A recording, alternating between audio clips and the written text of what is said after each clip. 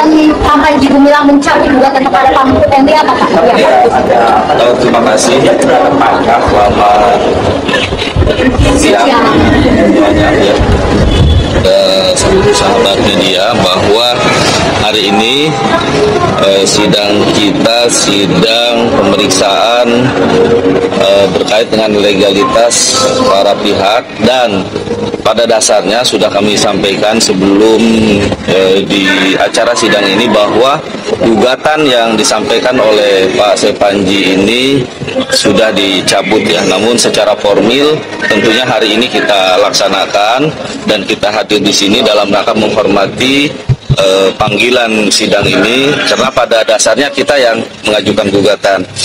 Namun demikian, bahwa klien kami ini menilai perkembangan demi perkembangan hari demi hari, bahwa melihat dari sikap tergugat atau Prof. Mahfud MD ini memberikan statement-statement yang baik, yang menyampaikan bahwa pondok pesantren Al-Zaitun ini pondok pesantren yang bagus, yang baik, anak-anaknya sehat-sehat, semuanya pinter-pinter, baik-baik. Tentunya ini direspon sangat antusias oleh klien kami. Namun barangkali ada juga komunikasi yang kami tidak paham. Tentunya kami tidak mau terlalu intervensi jauh terhadap hal ini. Kita hormati kalau memang sudah ada pembicaraan-pembicaraan yang ke arah yang lebih baik, maka kita support itu semua. Memang inilah yang kita harapkan tentang bagaimana sebuah persoalan diselesaikan ya. Jadi hari ini alhamdulillah persoalan gugatan terhadap Pak Mahfud MD sudah selesai ya. Kan sebelumnya ini kan dari pihak Pak Panji Gumilang ini mengajukan gugatan sebesar 5 triliun rupiah kepada Menko Polhukam Mahfud MD. Sebenarnya gugatan ini karena apa dan apa sih Pak? Secara spesifik sekarang sini ya. Terkait dengan statement-statement yang kita duga itu tanpa dasar hukum. Contohnya saya sampaikan bahwa Al-Zaitun ini atau pondok pesantren Al-Zaitun ini adalah NII atau yayasan NII.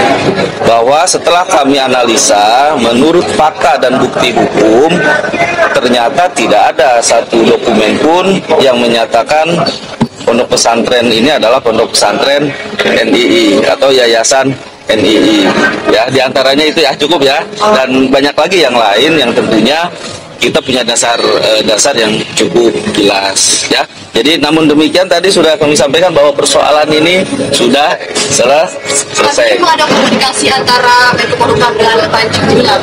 Kemungkinan itu ada, namun kami kan tidak mau terlalu jauh masuk ke dalam ranah itu karena hak klien kami lah sepenuhnya.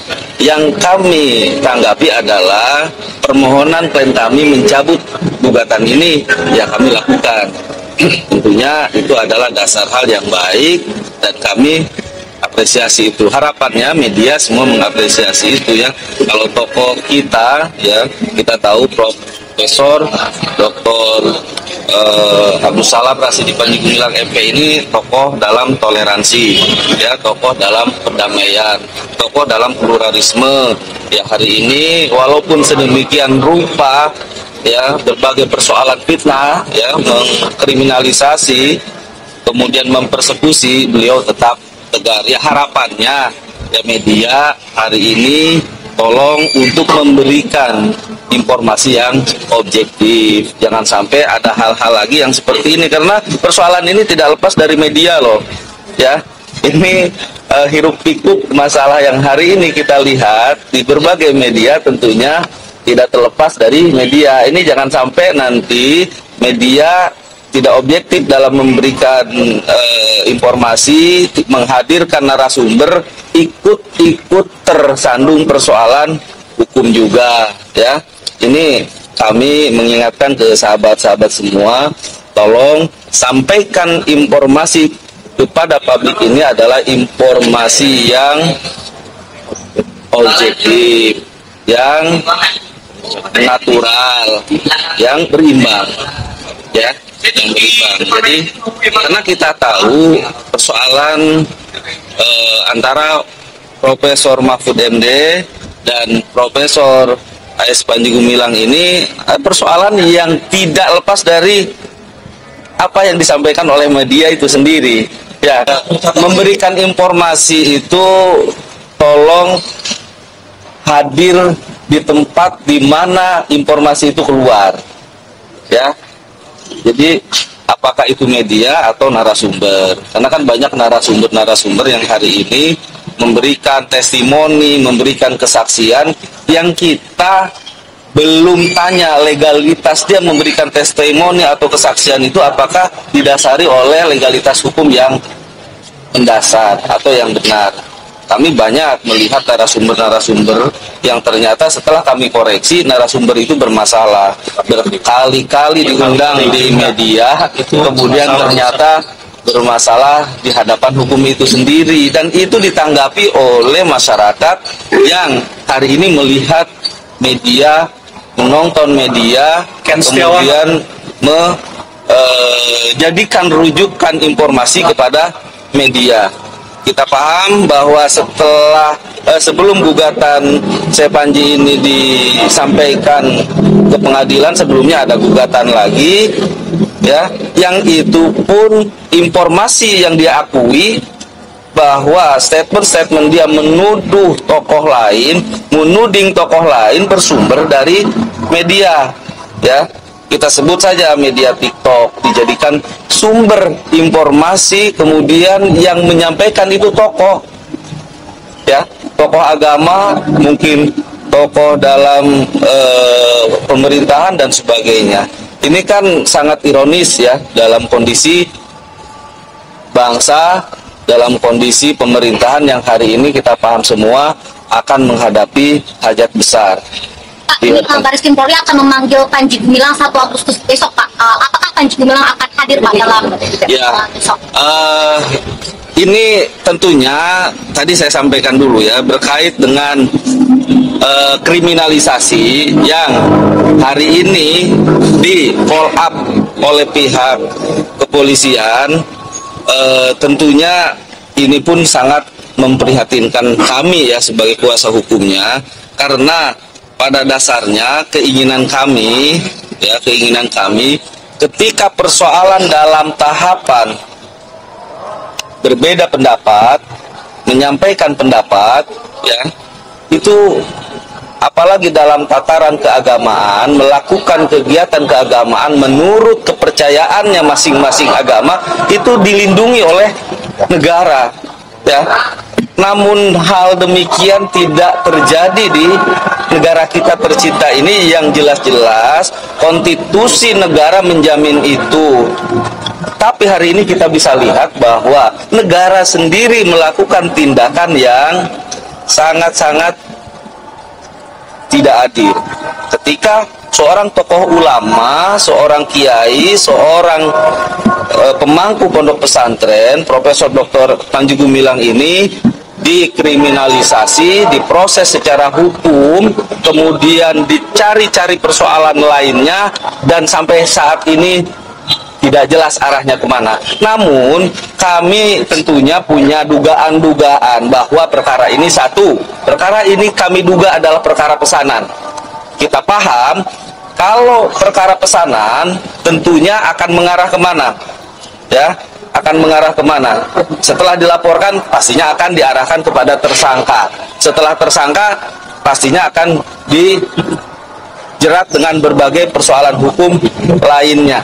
Dan ini kita lihat, pemandangan ini kita lihat hari ini bisa kita dapatkan dari berbagai informasi di media, bahwa media sendiri ya menyampaikan belum persoalan ini diselesaikan di tahap penyelidikan saja, media sudah menyampaikan siap nggak ditersangkakan Pak Panji ini. Ini kan satu hal yang kita baca bahwa memang perkara ini adalah perkara yang kita duga titipan, ya. Kemudian dikriminalisasi, dan kita sudah coba menganalisa dari berbagai kalangan lintas agama bahwa persoalan ini akan berkembang. ya, bukan saja tokoh agama dari umat Islam nanti yang akan dikriminalisasi melalui penistaan agama ini, ya, yang sebetulnya tidaklah mungkin seorang tokoh agama, seorang muslim menistakan agama dan kepercayaannya dia sendiri, apalagi dia hidup menurut kepercayaannya itu, berkarya menurut keyakinannya itu dalam hal agama Islam, membangun pesantren sedemikian megah, ya, sehingga kita lihat karyanya, tapi di sisi lain dikriminalisasi, dituduh menistakan agamanya itu sendiri. Ini kan yang hal kontradiktif dengan apa yang diperbuat, ya, dituduh berbagai isu adanya komunis, berkait dengan teroris, berkait dan sebagainya. Ya tentunya ini sangat memprihatinkan kita. Kemudian tadi bahwa persoalan ini karena kita coba analisa bahwa akan berkembang selain pondok pesantren yang besar ini, kemungkinan akan ada bisa jadi organisasi agama-agama yang lain yang akan dikriminalisasi. Tentunya ini dalam rangka menggerus pergerakan keagamaan. Itu yang kita khawatirkan, itu yang kita duga. Jadi kami ke depan akan menggalang segenap kekuatan, tentunya kami berkoordinasi dengan para advokat, kita akan menyampaikan suara-suara pembelaan terhadap Al-Zaitun ini dengan bersama-sama antara advokat lintas agama yang kita hari coba galang. Mungkin kita akan sampaikan ke media bahwa ada 1.000 advokat yang kita besok akan hadir, Pak. Besok kan mengancam kita rencanakan akan hadir. Untuk mengkawal persoalan ini. Berarti advokatnya ya, Pak? Ya, Pak Panjinya. Advokat dan kemungkinan klien kami juga akan hadir. Nah, dari kalau misalnya Pak Panji tidak datang, di sini kan Baris Krim akan mengancam untuk memanggil paksa. Itu bagaimana Pak komentarnya, Pak?